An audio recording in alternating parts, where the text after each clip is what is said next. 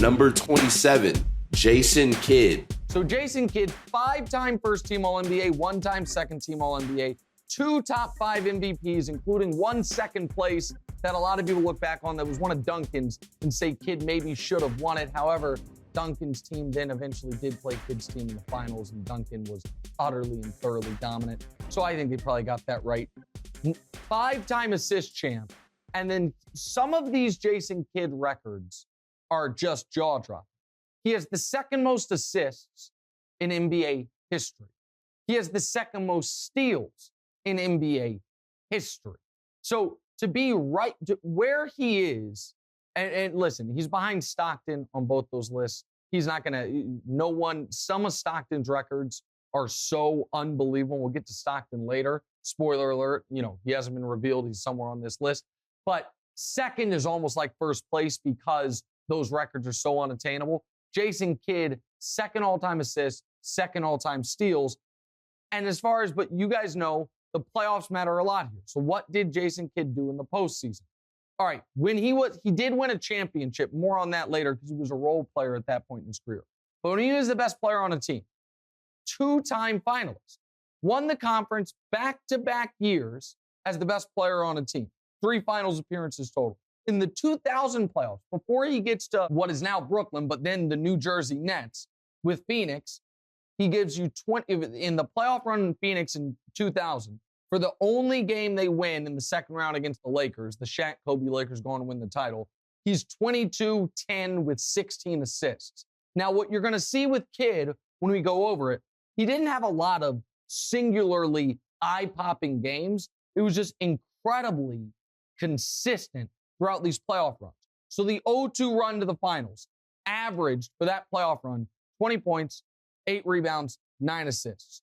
In order to make his finals in the Eastern Conference Finals, he averaged 18, 11, and 10. Average a triple-double to make the first finals of his career. And then in the finals, 21, 7, and 10 for those finals against Shaq and Kobe, and they, of course, lost. The very next year, gets back to the finals, averages for the playoff run, 19, 9, and 9, and then in the finals, 26 and 8, but they, of course, lose to Duncan and the Spurs.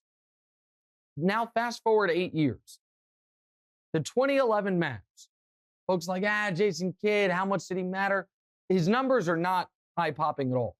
However, in those finals against LeBron, Wade, and Bosh, Jason Kidd played 37 minutes per game. So he was, not just a starter, but he was playing minutes-wise. Only Dirk was far and away more than him on that Mavs team. Now, was he the second best player on that Mavs team? Clearly not. However, the fact that he was that late in his career, still that relevant to be getting those many minutes for a team that won the title speaks volumes. And when I said one of the greatest compilers ever, here's what I meant.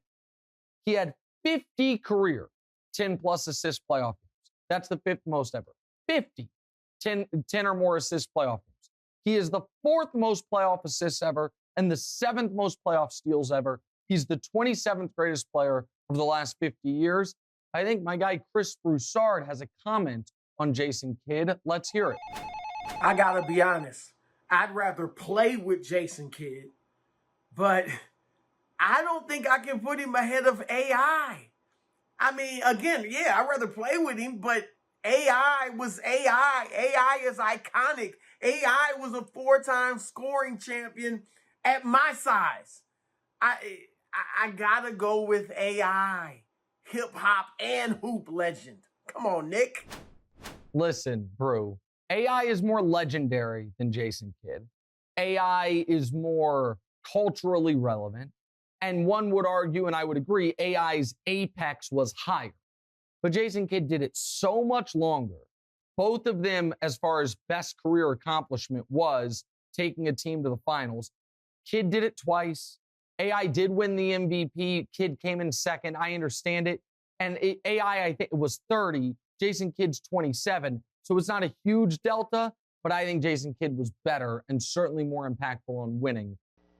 Hey, thanks for watching. Hit the subscribe button to get more from the show, and make sure to click the bell to get notified every time new content drops. Check out full episodes of What's Right wherever you get your podcasts, or just click the link in the description below.